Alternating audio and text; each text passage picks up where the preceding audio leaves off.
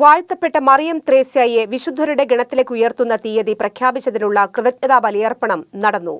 ഇരിങ്ങാലക്കുട രൂപത അധ്യക്ഷൻ മാർ പോളി കണ്ണൂക്കാടൻ പിതാവിന്റെ മുഖ്യ കാർമ്മികത്വത്തിൽ കീഴാറ്റൂർ കബറിട ദേവാലയത്തിലാണ് ദിവ്യബലി അർപ്പണം നടന്നത്. ഉറക്കഗ്വായ് മുൻ apostolic nuncio archbishop Mar George പാനിക്കുളവും സന്നിഹിതനായിരുന്നു.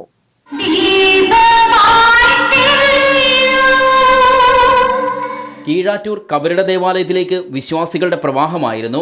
രാവിലെ 9 മണിയോടെ തിരുക്കർമ്മങ്ങൾ ആരംഭിച്ചു. കണ്ണുകളിൽ ആർദ്രതയും പാദങ്ങളിൽ സേവനത്തിന്റെ ചിറകുകളുമായാണ് മറിയം ത്രേസ്യ കുടുംബങ്ങളിലേക്ക് ഇറങ്ങിച്ചെന്നതെന്ന് ദിവ്യബലിക്ക് മുന്നോടിയായുള്ള മുഖ്യ സന്ദേശത്തിൽ ഇരിങ്ങാലക്കുട രൂപതാധ്യക്ഷൻ മാർ പോളി കണ്ണൂക്കാടൻ പിതാവ് പറഞ്ഞു. കണ്ണുകളിൽ ആർദ്രതയും പാദങ്ങളിൽ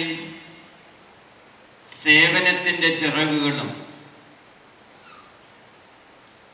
കൈകളിൽ നന്മയുടെ പുഷ്പങ്ങളുമായിട്ട് കുടുംബങ്ങളിലേക്ക് ഇറങ്ങിച്ചെന്ന ധീരയായിട്ട് രൂപതയിലെ വിവിധ ദേവാലയങ്ങളിലെ വൈദികരും ദിവ്യബലിയിൽ പങ്കെടുത്തു. ഒരു യുവതി കുടുംബങ്ങളിലേക്ക് ഇറങ്ങിച്ചെന്നതോടെ സമൂഹത്തിൽ അവൾ തിരസ്കരിക്കപ്പെട്ടെന്നും സ്വന്തം കഴിവിലല്ല കർത്താവിന്റെ തിരുഹിതം നിറവേറ്റുകയായിരുന്നു അവളുടെ ലക്ഷ്യമെന്ന് ഉറുഗ്വായ് മുൻ apostolic ന്യൂൻസിയോ arch bishop George Panikulam പറഞ്ഞു.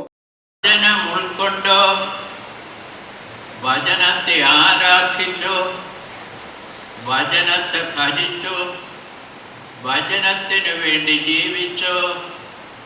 മറിയം ത്രേസ്യ തീർത്ഥാടന കേന്ദ്രത്തിന്റെ പ്രൊമോട്ടർ ഫാദർ ജോസ് കാവുങ്കൽ, പുത്തൻചിറ വികാരി ഫാദർ ജോസ് പഞ്ഞിക്കാരൻ, വിവിധ സന്യാസിനി സമൂഹ പ്രതിനിധികൾ, ഇടവകളിലെ അൽമായ പ്രതിനിധികൾ, ഹോളി ഫാമിലി സന്യാസിനി സമൂഹത്തിലെ സന്യാസിനിമാരുൾപ്പെടെ 1000-ലധികം പേർ ദിവ്യബലിയിൽ പങ്കെടുത്തു. വാഴ്ത്തപ്പെട്ട മറിയം ത്രേസ്യയെ ഒക്ടോബർ 13-നാണ് വിശുദ്ധ പദവിയിലേക്ക് ഉയർത്തുന്നത്.